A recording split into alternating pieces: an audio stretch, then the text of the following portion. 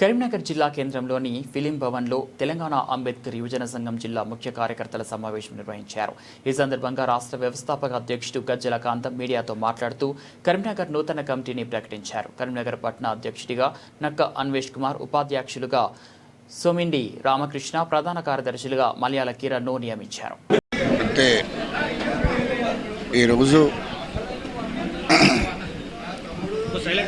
కరీంనగర్లో మరి జయంతులు జరగబోతున్నాయి.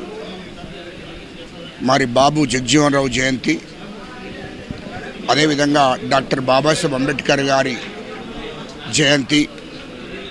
బాబు జగజ్జీవన్ రావు జయంతి 5 తారీఖు నాడు, డాక్టర్ బాబాసాహెబ్ అంబేద్కర్ గారి జయంతి ఏప్రిల్ 14 నాడు.